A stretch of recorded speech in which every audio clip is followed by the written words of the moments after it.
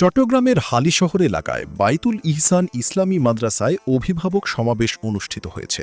২৪ জুলাই শুক্রবার মাদ্রাসা প্রাঙ্গণে এই অনুষ্ঠান অনুষ্ঠিত হয়। অনুষ্ঠানে বাইতুল ইহসান ইসলামী মাদ্রাসার পরিচালক মাওলানা মুহাম্মদ আবু বক্করের সভাপতিত্বে এতে প্রধান অতিথি হিসেবে উপস্থিত ছিলেন মুহাম্মদ মাহফুজুল আলম।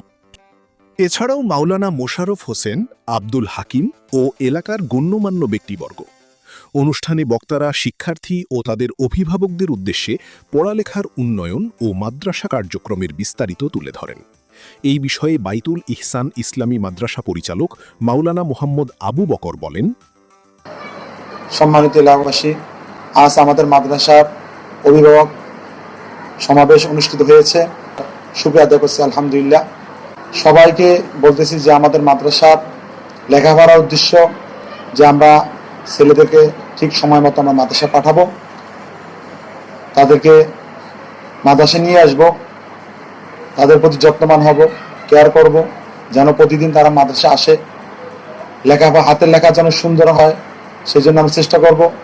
আপনাদের মাদ্রাসা, আপনাদের প্রতিষ্ঠান, মাদ্রাসা যে লেখাপড়া মানে আমরা করাচ্ছি সেগুলা বাসাতে যেন সে সুন্দরভাবে লেখে বা পড়ে, এদিকে খেয়াল রাখা, দুষ্টামি মারামারি বা লেখাপড়ায় সময় নষ্ট না করে খেয়াল রাখবেন, সময় যেন অপচয় না করে।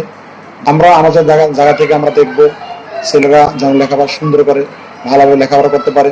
আমরা আজকে আমাদের অভিভাবক সমাবেশ ডাকানো হয়েছে। আপনাদের অনেক গুরুত্বপূর্ণ কাজ রেখে আমাদের কাজে আমাদের কথা শোনার জন্য আসছেন, সেই জন্য আপনার মাদ্রাসার পক্ষ থেকে ধন্যবাদ জানাচ্ছি। আসসালামু আলাইকুম।